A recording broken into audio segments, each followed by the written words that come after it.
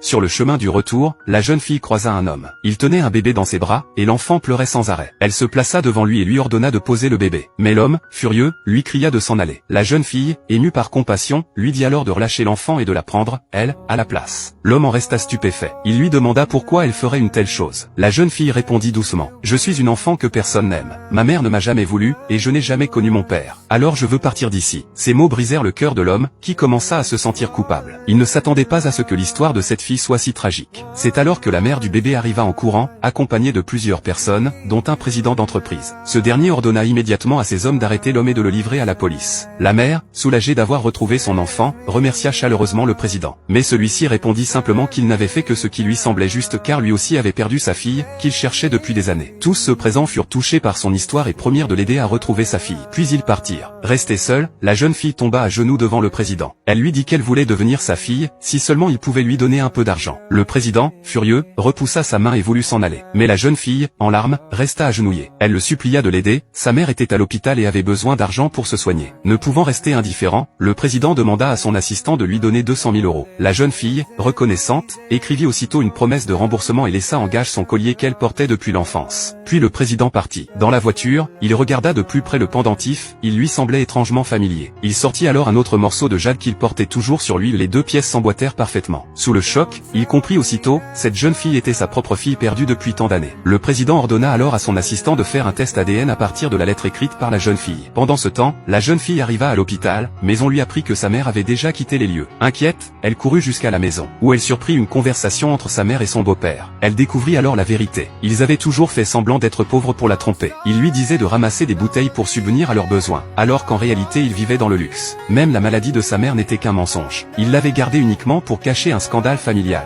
Son jeune frère, né avec une malformation cardiaque, avait besoin d'un remplaçant. Effondrée, la jeune fille entra furieusement dans la maison et dévoila toute la vérité. Mais sa mère, voyant que le secret était découvert, voulut aussitôt la faire enfermer dans un orphelinat pour la faire disparaître. De son côté, le président venait de recevoir les résultats du test ADN. La jeune fille était bien sa fille biologique. Il fit immédiatement préparer une voiture pour aller la chercher. Mais au même moment, la jeune fille venait d'être forcée à monter dans un bus scolaire par son beau-père. Elle frappait désespérément contre la vitre, voulant voir son père au moins une fois. Et l'instant d'après, le président aperçut enfin la jeune fille, celle qu'il cherchait depuis tant d'années.